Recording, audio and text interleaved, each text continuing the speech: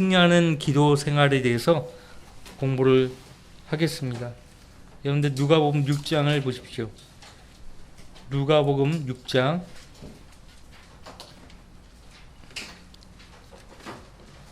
12절 13절. 그 무렵 주께서 기도하러 산에 올라가셨는데 하나님께 기도하시면서 온 밤을 새우시더라. 날이 밝자 제자들을 부르시어 그들 중에서 12를 택하시고 그들을 또한 사도라고 부르시더라. 기도하기 위해서 산에 올라가셨고 또 하나님께 기도하시면서 온 밤을 세우셨다라고 했어요. 그리고 날이 밝자 제자들을 부르셔서 그 가운데 12를 택하시고 사도라고 부르셨다라고 했습니다. 얼마나 중요한 일입니까? 그러니까 중대한 일을 앞두고서 주님은 날이 새도록 기도하셨다는 것을 성경은 말씀하고 있고요. 이 성도의 기도는 지극히 거룩한 행위죠. 믿음의 행위입니다. 기도는 살아계신 하나님께 무릎으로 나아가는 경배죠. 성도 자신의 필요보다는 하나님의 영광을 먼저 구해야 할 신성한 의무를 담고 있습니다. 기도는 내 자신의 필요를 하나님께 아뢰기보다 하나님의 영광을 구하기 위해서, 먼저 구하기 위해서 기도하는 거죠. 너희는 이렇게 기도하라라고 했을 때 그 기도에도 역시 먼저는 하나님의 영광을 위한 기도를 하라고 예수님이 당부하셨습니다. 믿음이 없이는 하나님의 기쁘시게 할 수 없죠. 믿음으로 드리는 기도의 삶 역시도 하나님과의 정상적인 관계를 위해서 하는 것인데요. 믿음으로 기도를 할 수 없으면 하나님과 정상적인 관계를 유지할 수 없습니다. 자, 기도가 무엇인지를 아시죠? 또 기도를 어떻게 드려야 하는가를 아시죠? 그러면 효과적인 기도로 응답받는 기도의 생활을 영위할 수가 있고요. 무엇보다 우리는 주님 오시는 그 순간까지 영적 전쟁을 치러야 하는데 영적 전쟁의 승리를 할 수 있게 됩니다. 기도할 줄 모르면 영적 전쟁을 승리할 수 없어요. 끊임없이 마귀는 내 육신을 통해서 나로 하여금 하나님을 대적하게 합니다. 어떻게 성도가 하나님을 대적할 수 있는가? 아니에요. 성도라 해도 마귀의 표적이 되어서 육신에 굴복당하면 다양한 모양으로 하나님과 대치 상태에 있게 되는 거예요. 그러니까 육신적인 생각을 하면은 그거 자체가 하나님과 원수가 된다라고 했죠. 육신적인 생각을 하면 그것이 하나님과 원수가 된다고요. 기도에 대해서 많은 하나님의 사람들이 이야기를 했지만 H.W. 퍼스트라는 분이요, 기도에 대해서 아주 정확하게 정의를 내렸습니다. 기도는 성령의 능력 안에서 예수 그리스도의 이름으로 아버지께 드리는 경배이다라고 했어요. 경배예요, 경배. 무엇보다 성령의 능력 안에서, 그러니까 성령님의 도움을 받아야 돼요. 그리고 예수 그리스도 이름으로 아버지 하나님께 드리는 경배가 기도입니다. 그러니까 성령의 능력 안에서 기도가 이루어져야 합니다. 성령 안에서 항상 기도하라고 했어요. 성령 안에서. 육신적으로 기도할 수 있거든요. 그건 하나님을 기쁘시게 할 수 없어요. 그래서 성령 안에서, 성령의 능력 안에서 기도가 이루어져야 되고, 그 다음에 예수님이 요한복음 14장 13절 14절에서 가르쳐 준 대로 주 예수 그리스도의 이름으로 기도해야 합니다. 마지막으로 아버지 하나님께 기도를 해야 하는 것입니다. 베드로가 잡혔잖아요. 감옥에. 그때 교회는 그를 위해서 살아계신 하나님께 쉬지 않고 기도했다라고 사도행전 12장 5절에서 말하고 있습니다. 하나님께 쉬지 않고 기도했어요. 그를 위해서 쉬지 않고. 기도는 이제 그 네 가지 요소가 들어가 있어야 됩니다. 하나님께 드리는 경배가 들어가 있어야 돼요. 기도의 액치라고 하죠. 사도행전. 아도레이션이 영어로 이제 경배하다, 찬양하다예요. 그러니까 우리의 기도 안에는 살아계신 하나님께 드리는 찬양이 반드시 들어가 있어야 돼요. 우리가 하나님께 경배하자. 시편 95편 6절에 말하고 있고, 알려진 모든 죄로부터의 회개와 죄에 대한 자백이 이 기도 속에 포함되어 있어야 합니다. confession, 자백이에요. 자백. 요한 1서 2장 9절, 시편 32편 5절에 회개와 자백이 나오죠. 알려진 모든 죄. 내가 어떤 죄를 지었는지는 내가 알고 있다. 그러면 그 알려진 그 죄에 대해서 하나님 앞에서 숨김없이 아뢰어야 합니다. 그래야 하나님과 대화가 되죠. 교제가 돼요. 숨긴 상태에서 기도한다고 그러면 그 하나님을 속이는 거거든요. 그건 기도가 아니에요. 자, 세 번째는 감사가 들어가 있어야 합니다. Thanksgiving이죠. 감사. 하나님께서 주시고 허락하신 모든 것들에 대한 감사가 있어야 합니다. 아무것도 염려하지 말고 다만 기도와 간구로 너희의 구하는 것들을 감사함으로 하나님께 알려지게 하라. 감사함으로 하나님께 알려지게 하라. 감사치 않는 마음으로 하나님께 알려질 수 없다는 거죠. 감사함으로만 알려지는 거예요. 감사함으로. 그 다음에 이제 간구가 들어가 있어야 합니다. supplication. 디모데전서 2장 2절에 기도의 요소가 나오는데 중복, 요청, 청원, 바람, 원함, 필요 등을 하나님께 표현하고 아뢰는 간구가 있어야 합니다. 중보와 요청, 청원, 바람, 원함, 필요 등을 하나님께 표현하고 아뢰는 간구가 있어야 된다고요. 자, 왜 우리는 기도를 해야 합니까? 기도에 반드시 유익이 따르기 때문에. 유익이 있어요. 물론 우리는 어떤 유익을 바라고 하나님을 섬기는 사람들이 아닙니다만 믿음으로 살아계신 하나님께 기도로 다가서면 하나님께서 그 기도에 반드시 보상하신다고요. 믿음에 대해서는 반드시 보상하시는 분이에요. 첫 번째는 잘 들어보세요. 기도로 한다는 것은요, 우리의 뜻을, 내 생각을 하나님께 간철시키는 것이 아니에요. 기도를 한다는 것은 하나님의 뜻에 내 자신을 맞추는 것입니다. 다시 말씀드립니다. 기도는 내 뜻을, 내 생각을 하나님께 관철시키는 것이 절대 아니에요. 계시된 하나님의 뜻에 내 자신을 맞추는 것이 기도입니다. 그러니까 대부분의 기도의 내용들을 보면 전부라고 할 수 없어요. 그런데 잘못 배워서 그래요. 자기 뜻을 하나님께 관철시키려고 하는 거예요. 그거는 기도가 될 수 없어요. 왜 성도가 하나님의 뜻을 알아야 하는가? 그 계시된 하나님의 뜻에 내 자신을 맞추기 위함이죠. 기도로 내 자신을 위해서 하나님을 움직인다든지 하나님 마음을 바꾼다든지 그런 목적으로 기도하는 사람은 성경에 없어요. 그런 사람은 성경이 나오지 않습니다. 다만 그 성도가, 그 사람이 하나님의 뜻을 위해서 간절히 요청하면 하나님께서 그 기도를 들으시고 마음을 바꾸시죠. 마음을 바꾸고 안 바꾸고는 하나님 권한에 달려있는 거예요. 내가 이렇게 기도했더니 하나님께서 마음을 바꾸셨더라. 이게 아니에요. 절대 그것이 아닙니다. 그러니까 우리가 기도를 하면은 잘못된 서원, 맹세를 하거든요. 대표적으로 잘못된 서원하면 성경에 인물이 한 사람 딱 떠오르죠. 입다라는 인물이 딱 떠올라요. 재판관. 그러니까 여러분들 잠깐 거기 입다의 서원을 잠깐 보시죠. 입다가 재판관기 11장에 나오는데 이제 암몬 자손이 이제 싸움을 걸어왔어요. 그래서 이제 하나님께 입다가 서원을 합니다. 근데 이 30절, 31절 말씀해 보세요.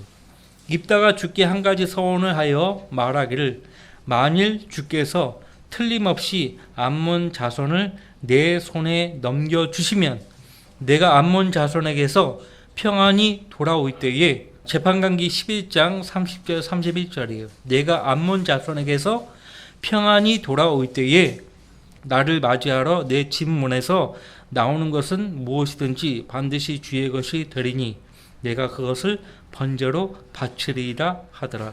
번제물로 어떤 종류의 희생제물을 바쳐야 되는지 그것도 모르고 있는 거예요. 자, 승리하고 집에 돌아가면 누가 제일 먼저 반기겠습니까? 가족이 반기죠. 아니면 뭐 개가 와가지고 꼬리치고 반기면 그 개를 잡아가지고 바칠 거예요? 성경의 제물로는 개가 합당치 않아요. 뭐 염소가 닭이 와가지고 반길까요? 가족이에요, 가족. 누가 봐도. 이런 서원을 하라고 성경에 하나님 말씀하신 적이 없어요. 나를 맞이하러 내 집 문에서 나오는 것은 무엇이든지 반드시 주의 것이 되리니 내가 그것을 번제로 바치리이다. 엄청나게 엉뚱한 서원을 했어요. 그러니까 서원을 한다고 해서 그게 중요한 것이 아니고 무엇보다도 이따가 이렇게 잘못된 서원을 했단 말이에요. 제일 먼저 반긴 것이 딸이에요. 외동딸. 그것도 외동딸이에요. 외동딸이 하필이면 반긴 거야. 근데 이제 주님께 입을 열었으니까 돌이킬 수 없다고 말을 하고요. 이 외동딸도 아버지를 굉장히 순종적으로 잘 따른, 잘 교육받은 딸입니다. 근데 이 딸이요, 아버지에게 한 가지 요청을 하죠. 그러니까 나를 2달간만 홀로 두소서. 나와 내 동무들이 산을 오르내리며 나의 처녀됨을 애곡하리이다. 2달간. 그러니까 이 2달 동안 어떤 모양으로든지 입다가 잘못된 서원을 했다는 것을 찾아보면 될 텐데, 근데 이 당시에는 왕도 없었고 선지자도 없었던 때예요. 영적으로 완전히 암묵천지예요. 모세 율법도 없어요. 이게 제일 불행한 거죠. 들여다볼 성경이 없던 때예요. 들여다볼 성경이 없어요. 그러니까 사람들마다 자기가 옳게 판단한 대로 행동했던 때예요. 재판관계는. 그러니까 레위기서 5장의 내용에 보면은 자기가 한 서원이 잘못됐다는 것을 알게 되면 거기에 따라 하나님께 이제 제물을 또 바쳐가지고 용서를 구하게 합니다. 잘못된 서원을 돌이킬 수 있는 방법을 레위기서 5장 4절로 제10절에 하나님께서 기록해 주셨어요. 들여다볼 성경이 없었기 때문에 입다도 지금 어떻게 못하는 거예요. 이게 얼마나 안타까운 상황입니까? 성경이 없으면 이게 이렇게 되는 거예요. 하나님 미리 보여주신 것입니다. 아모스 선지자가 아모스 8장 12절에서 주의 말씀들을 듣지 못하는 기근이 오리라고 했잖아요. 그 예언 그대로 말라기 선지자가 죽고서 침례 요한이 나타날 때까지 이스라엘에는 재판관 시대보다 더 못한 때가 온 거예요. 신구약 중간 암흑기, 400년간의 암흑기. 그러니까 하나님이 성경에서 알려주신 그 하나님의 뜻을 우리가 알았으면 그 뜻에 우리 자신을 맞추는 거예요. 내 생각을 맞추는 것입니다. 그리고 그 뜻에 따라 기도하는 거예요. 간구하는 거예요. 요한일서 5장 14절에 하나님의 뜻 가운데서 기도할 것을 당부했고, 적절한 기도 생활은 우리 마음에 평안을 줍니다. 빌립보서 4장 6절 7절 아무것도 염려하지 말고 다만 기도와 간구로 너희의 구하는 것들을 감사함으로 하나님께 알려지게 하라. 그리하면 모든 지각을 초월하시는 하나님의 평강이 너희 마음과 생각을 지키시리라. 그래서 하나님께 믿음으로 기도했으면 하나님께서 반드시 내 생각과 내 마음의 평안으로 지켜주십니다. 어떤 기도는 즉시 평안이 임하고 어떤 기도는 조금 시간이 걸리더라도 하나님께서 지켜주시는 거예요. 즉시 마음의 평안이 없다고 해서 내가 잘못 구한 것이다 라고 생각하면 안 되고, 기다릴 줄도 알아야 돼요. 시편에 보면 기다리라고 했어요. 기다리라. 그 다음에 이제 하나님께 더 가까이 다가가게 되죠. 이것이 가장 큰 유익입니다. 기도의 유익 가운데 하나가 하나님께 더 가까이 다가가게 된다는 것이에요. 너무 기도를 안 하니까 하나님께서 기도할 수 있도록 환경과 여건을 또 조성하는 경우가 있어요. 이 땅에 어려움 없이 살아가는 사람이 있습니까? 없지요? 없어요. 다 고난과 역경 가운데 살아갑니다. 그 다음에 필요가 많은데 채워지지 않아요. 고난 때문에 기도하게 되고 필요 때문에 기도하게 되고 그래서 더욱 하나님께 가까이 다가가게 되는 거죠. 모든 필요가 다 채워지고 하나님을 포함해서 어떤 것도 필요하지 않다고 생각할 때가 가장 위험한 순간이에요. 가장 위험한 순간이 언제라고요? 모든 필요가 다 채워지고 하나님을 포함해서 어떤 것도 내게 필요하지 않다. 이렇게 생각이 되어지면 그 순간이 가장 위험한 순간이에요. 자, 그리스도인의 필요가 충족되는 것은요, 하나님을 통해서만 온다는 것을 깨닫게 되죠. 이것이 기도의 네 번째 유익입니다.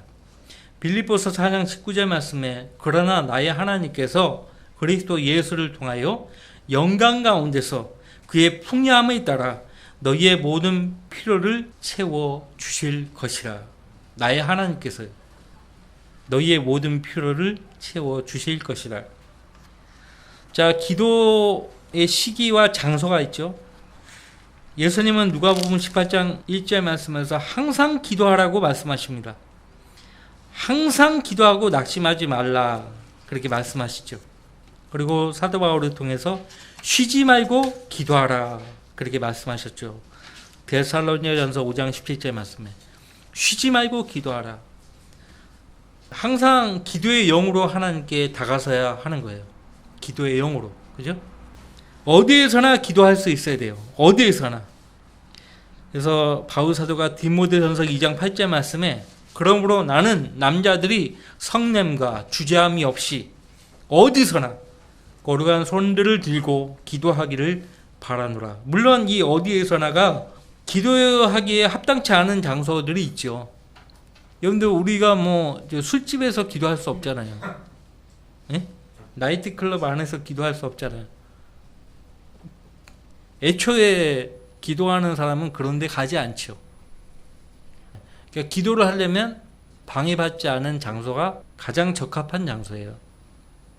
예수님도 방해받지 않기 위해서요, 한적한 곳으로 가서 기도하신 거거든요. 성경에 보면은 특히 누가복음 18장 10절 말씀에 성전에서 기도하는 모습을 보게 되고요.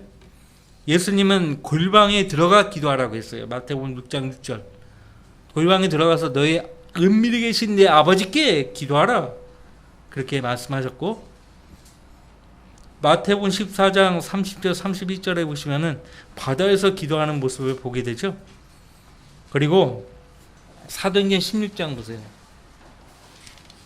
바울 사도가 이 빌립보 지역으로 복음을 들고 들어갔는데, 그러니까 준비된 혼들을 만나게 달라고 기도했죠, 분명히. 근데 그 준비된 사람들을, 하나님을 간절히 찾고 경배하는 사람들을 만나게 된 것입니다.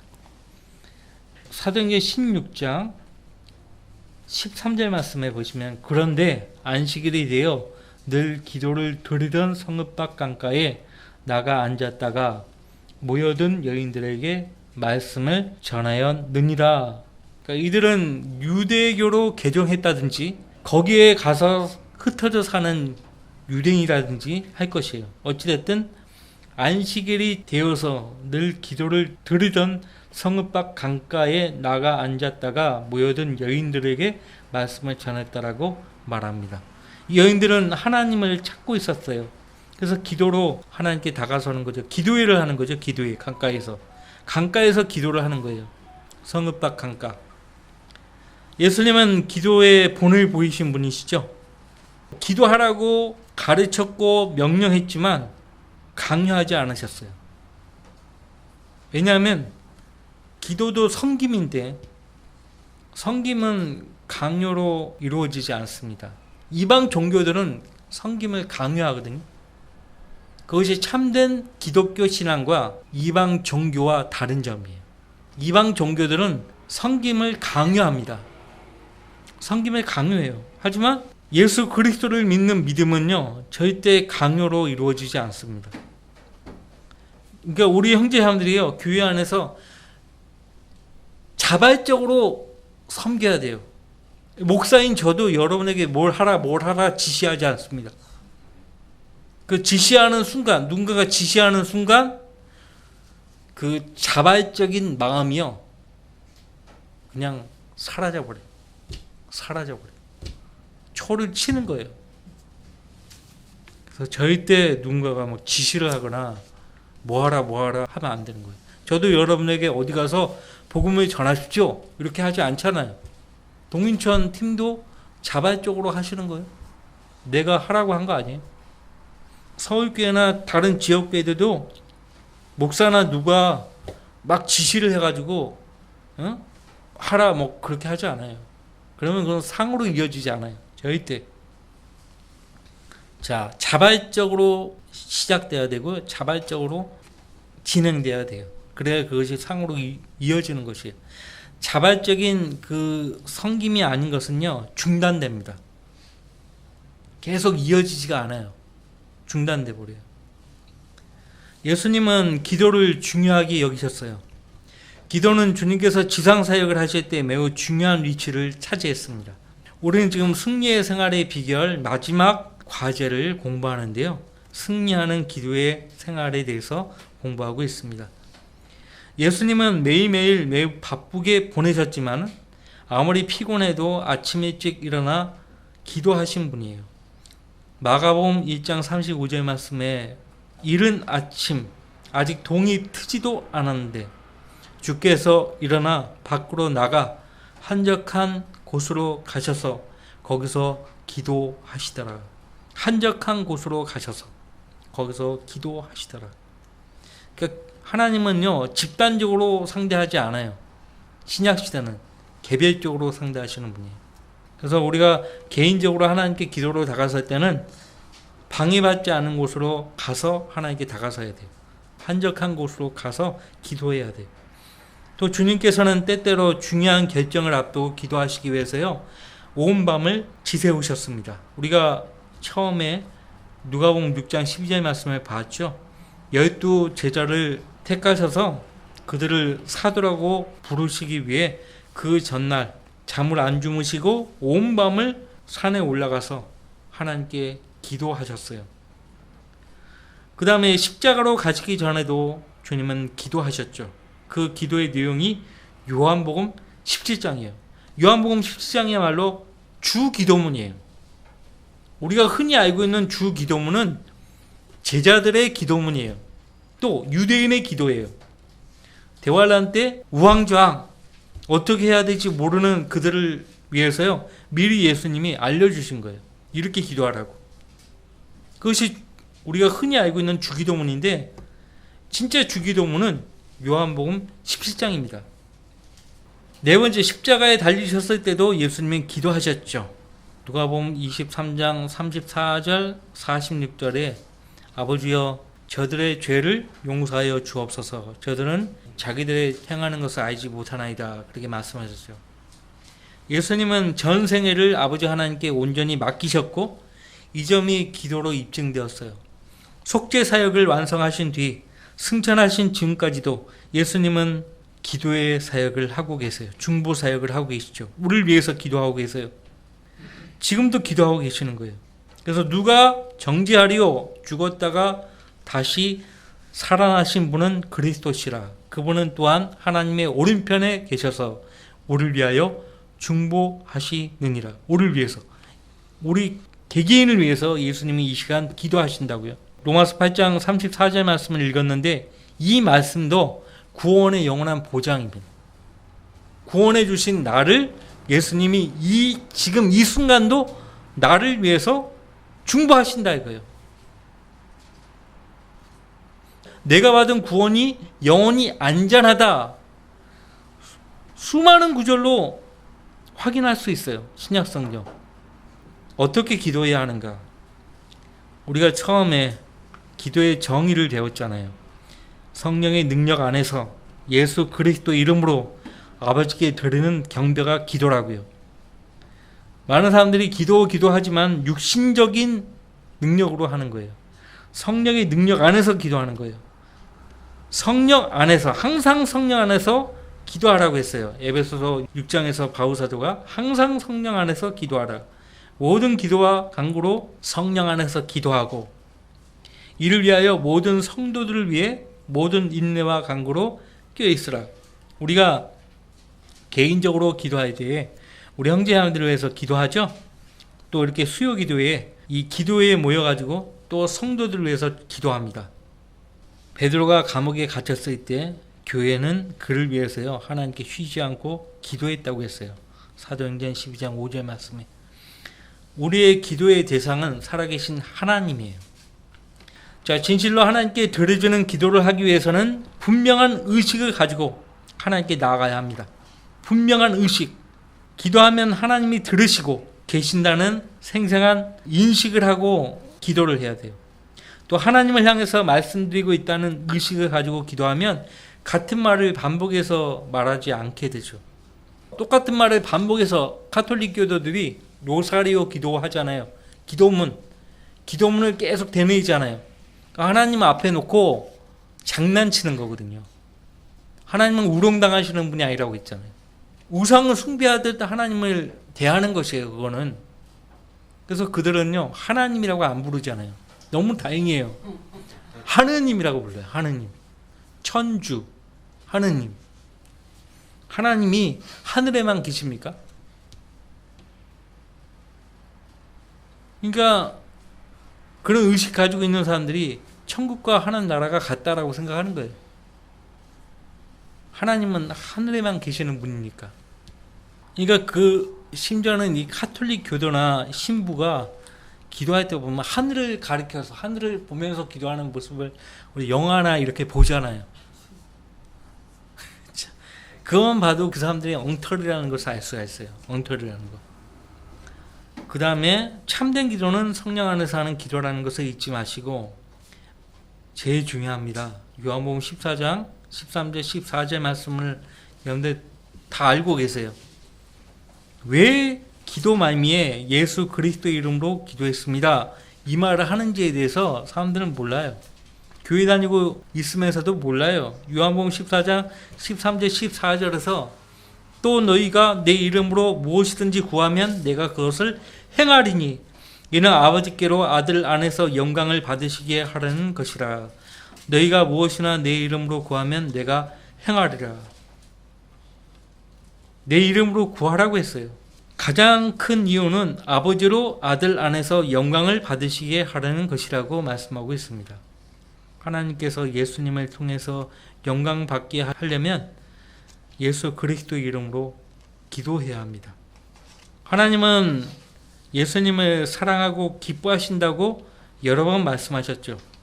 마태복음 3장 17절에 예수님 침례 받으실 때 그렇게 말씀하셨고 17장에서도 변형상 사건 때도 동일한 말씀을 하셨죠. 내가 사랑하는 아들이라고 말씀하셨어요. 예수님은 하나님과 사람 사이의 유일한 중보자시죠. 하나님은 예수님의 피의 공로를 의지해서 은혜로 보좌에 담대히 나오는 성도들의 기도에 항상 경청하십니다. 항상 경청해요. 네. 항상 기도할 줄 알아야 합니다. 항상이란 말은 중단하지 말고 응답 받을 때까지 기도하라는 말이에요. 쉬지 말고 기도하라. 그 다음에 어디에서든지 기도할 수 있어야 돼요. 그죠? 같은 말을 반복하지 말아야 한다고 했죠?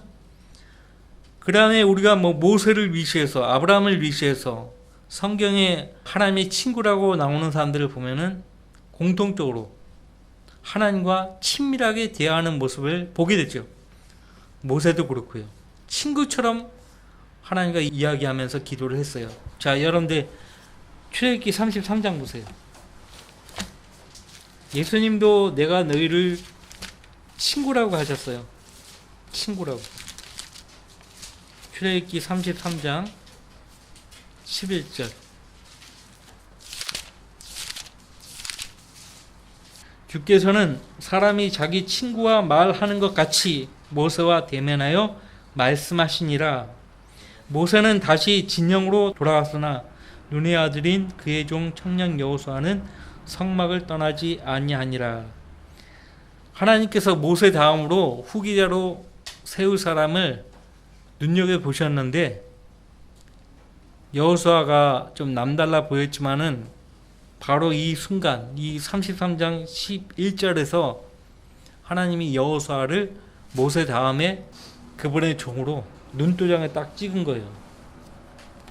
여호수아가요 하나님의 인재를 본 겁니다. 여호수아가 하나님의 인재를 본 거예요. 떠나지 않는 거예요.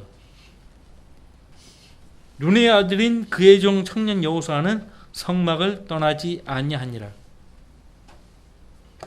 하나님께 부르심 받고 쓰임 받는 사람의 간증들을 보면 하나님을 만나는 사람들이에요. 다. 여러분들 다 하나님 만나신 분 아닙니까? 다 만난 거예요. 만난 거예요. 어떤 사람은요, 나는 어떻게 목사가 되었는가 간증집이 내가 갖고 있는데, 간증집. 어떤 사람은 어떻게 하나님께 부르심 받았습니까? 라고 거기 간증집에 보니까 별 사람이 다 있어요. 이 사람은 자동차 공업사에서요 기름 만지는 사람이에요. 손이 늘 기름때로 묻혀져 있어요. 지나가는 사람이요 그리스도인이죠. 신약 성경을 선물로 주고 간 거예요. 읽어보십시오 하고 그냥 주고 간 거예요. 그냥 기름때 묻은 손으로 그 성경을 받은 거예요. 성경을 받자마자 이렇게 했더니 뭐 기름때 다 묻죠. 근데 이제 집에 가서요 읽어본 거예요. 성경을. 이 사람은 교회 문턱도 안 간 사람이에요. 그 성경을 통해서 구원을 받은 거예요. 그 성경, 기도원 성경. 기도원 성경이 처음에는 김정인 성경이었어요. 그 기도원 성경의 특징을 아실 거예요. 맨 뒤에 보면 그 예수님 그 구원의 복음이 적혀 있고 오늘 예수님을 영접하실 것을 결정했으면은 그거 쓰라고 돼 있어요. 장소, 시간까지, 날짜, 시간까지 쓰라고 돼 있어요. 이 사람이 그렇게 해서 그 신약 성경을 읽고 구원을 받았다라고 기름때 묻은 성경 해가지고 제목이 그렇게 나와 있는데 별 사람이 다 있다니까요. 우리 복음 접하자 성경 요한복음 로마서 있잖아요. 근데 갖고 다니면서 주세요. 많아요. 저희 박스로 더 있어요. 왜 기도가 응답되지 않는가? 죄 때문에 기도가 응답되지 않습니다. 이사야서 59장 2절 말씀에 오직 너희 죄악들이 너희와 너희 하나님 사이를 나눴고 너희 죄들이 그의 얼굴을 너희로부터 가렸기에 그가 듣지 아니하심이라. 그 앞에 이사야서 59장 1절 말씀에 뭐라고 되어 있어요? 보라 주의 손이 짧아서 너희를 구원하지 못하심이 아니라 그의 귀가 둔하여 듣지 못하심도 아니라 오직 너희 죄악들이 너희와 너희 하나님 사이를 나누었고 너희 죄들이 그의 얼굴을 너희로부터 가렸기에 그가 듣지 아니하심이라. 시편 66편인가요? 다윗이 내가 내 마음의 죄악을 품면 주께서 듣지 아니하시리라 그렇게 말을 했어요. 마음의 죄악을 품게 되면 하나님이 내 기도에 경청하지 않는다라고 했어요. 왜 기도가 응답되지 않는가? 구하지 않는 거예요. 이 구하지 않는다는 얘기는 기도라는 것 자체를 하지 않는다는 말도 포함되지만은 하나님의 뜻대로 구하지 않는단 말이 강해요. 그것이 야고보서 4장 2절 말씀이거든요. 너희가 갈망하여도 얻지 못하고 너희가 살인하고 갖고자 열망하여도 얻을 수 없으며 너희가 다투고 싸워도 얻지 못하니 이는 너희가 구하지 않기 때문이라. 이 말은 너희가 기도하지 않아서가 아니란 말이 아니고요. 그 다음 구절에 보면 구하여도 받지 못하면 너희 정욕에다 쓰려고 잘못 구하기 때문이라. 구하긴 해요. 기도를 하긴 하는데 잘못 구한다는 거예요. 목적이 하나님 영광이 아니에요. 자기 정욕을 위해서 구하는 거예요. 그러니까 받지를 못한다는 것이에요. 그러니까 잘못된 동기로 정욕에다 쓰려고 구하는 기도는 응답이 되지 않는다는 말이에요. 그 다음에 하나님 말씀에 무지하기 때문에 기도가 응답이 안 돼요. 그러므로 내가 너희에게 말하노니 너희가 기도할 때에 바라는 것들은 무엇이나 받은 것으로 믿으라. 그리하면 너희 것이 되리라. 마가복음 11장 24절 말씀이에요. 많은 사람이 자기가 원하는 바를 믿음으로 구했으면 하나님이 들어주셨다고 무조건 스스로 믿으려고 애를 써요. 이것이 조 바울에서 조 다윗으로 이름을 바꾼 조용기라는 사람이 쓴 4차원의 영성이라는 책에 나와요. 오요몬이에요. 오요몬. 그러니까 잘 들어보면 성경적인 내용 같은데 하나님 말씀과 이렇게 비교해 보면 전혀 아니에요. 전혀 아니야. 자기가 원하는 말을 믿음으로 구했으면 하나님께서 들어주셨다고 무조건 스스로 믿으라고 애를 쓰라 이거예요. 4차원의 영성. 긍정적인 사고방식. 이게 이제 마귀의 교리예요. 긍정적인 사고방식. 로만 필 박사 들어보셨어요? 로만 필 박사. 긍정적 사고방식을 주창한 사람인데 로만 빈센트 필 박사. 그 사람이 주창한 그 긍정적 사고방식을요, 교회 안에서 퍼뜨린 주범이 누구인가 하니까요, 미국의 감리교 목사예요. 로버트 슐러 목사예요. 로버트 슐러 목사가 긍정적 사고방식, 이것을 퍼뜨린 거예요. 그러니까 우리가 바라는 것들은 무엇이나 받은 것으로 믿을 수 있으려면 그 믿음에 대한 정당한 근거가 있어야 됩니다. 정당한 근거. 그러니까 왜 하나님이 내가 한 이 기도를 응답해 주셔야 하는가? 그 정당한 근거를 말할 수 있어야 돼요. 받고 싶은 것을 억지로 믿으려고 애쓰는 것이 아니에요. 그건 믿음이 아니에요. 억지지, 억지. 기도할 때 믿음을 갖고자 한다면 하나님 말씀 안에서 자기 믿음을 입증할 수 있는 약속을 우선 찾아야 됩니다. 약속부터 우선 찾아야 돼요. 왜 기도가 응답이 안 되는가? 두 마음을 품기 때문이에요. 그 사람은 주께로부터 어떤 것이든 받으리라 생각하지 말라고 했어요. 두 마음을 품은 사람은 그의 모든 길에 안정이 없느니라. 기도원은요, 그때는 아까 내가 얘기했잖아요. 모세오경을 구하기가 어려워요. 왕도 없고 선지자도 없고 제사장도 없고. 그러니까 기도원 같은 경우는 하나님께 표적을 계속 구하는 거예요. 표적을. 이번 한 번만 더, 이번 한 번, 그러니까 재판 관계 보면 이번 한 번만이라는 말이 꽤 많이 등장해요. 기도원, 삼선, 또 그 백성들, 이번 한 번만. 그거 좋은 거 아니에요? 배우셔야 돼요. 그러니까 하나님이 그 말을 들으면 얼마나 애통하겠습니까? 이번 한 번만. 또 이 보세요. 이스라엘 자손이 주께 말씀드리기를 우리가 죄를 지었나이다. 주께서 좋게 여기시는 것은 무엇이나 우리에게 행하소서. 그러나 우리가 주께 구하오니 오늘만은 우리를 구해 주옵소서 하고. 하나님의 구원이 오늘만 필요한 거예요. 오늘만은 우리를 구해 주시고 내일은 안 구해 주셔서 괜찮습니다. 이거예요. 그래서 그들이 가운데서 이방신들을 치워버리고, 왜 그래요? 위급하니까, 우상 숭배 때문에 하나님께 이제 벌을 받으니까 그걸 알고 이방신들을 치워버리고, 눈에 보이는 우상들은 치울 수 있지만 마음속에 자리하고 있는 우상들은 여전히 있는 거예요. 그것이 문제라고. 이방신들을 치워버리고 주를 섬기니 뭐라고 되어 있는지 아십니까? 이것이 재판가기 10장 16절 말씀인데요. 주의 혼이 이스라엘의 비참함으로 인하여 슬퍼하시니라 라고 되어 있어요. 비참한 상태에 있는 거죠. 비참한 상태. 마음속에 있는 우상은 안 치우고 보이는 우상만 치우면 되냐고요. 왜 기도가 응답되지 않는가? 용서하지 않는 마음, 원망하는 마음을 갖고 있기 때문에 그래요. 서로 친절하고 다정다감할 것을 바울사도가 권면했고, 서로 용서하되 하나님께서 그리스도를 위하여 너희를 용서하신 것 같이 하라고 했어요. 또 정죄받지 않으려거든 서로 원망하지 말라고 했어요.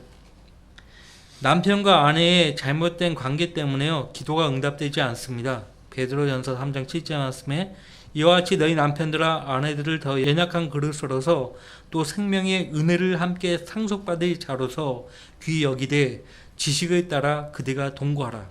이는 너희의 기도가 막히지 않게 하려 함이니라.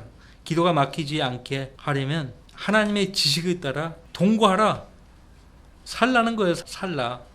기도가 응답받으려면 어떻게 하는가 이제 마지막으로 간단하게 살펴보고 마치겠습니다. 우선 죄를 자백해야 돼요. 아까 이사야서 59장 1절 2절 말씀을 보았었죠.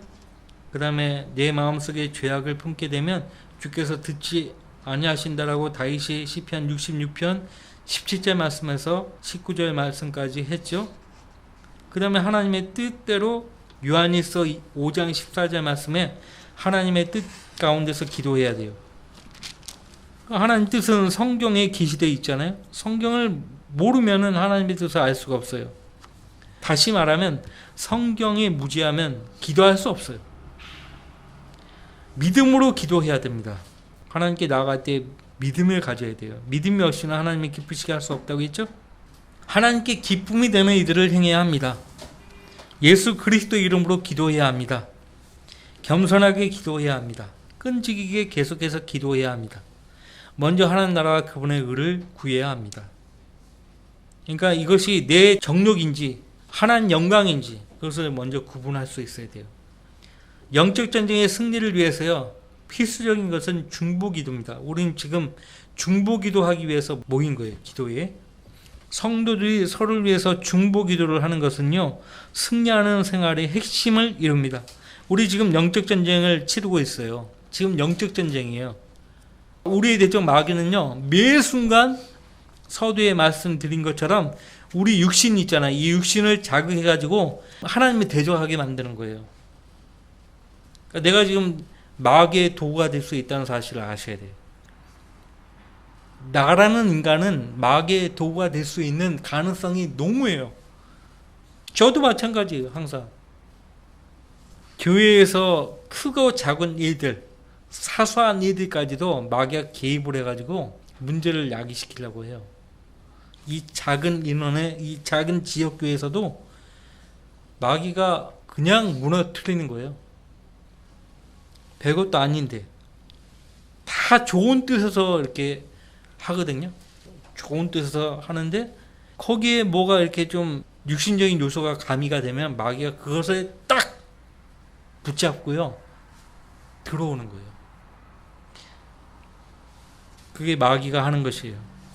이제 오늘로 승리하는 삶의 비결에 대해서 공부를 마쳤고요. 다음 주부터는 이단에 대해서 공부를 하겠습니다.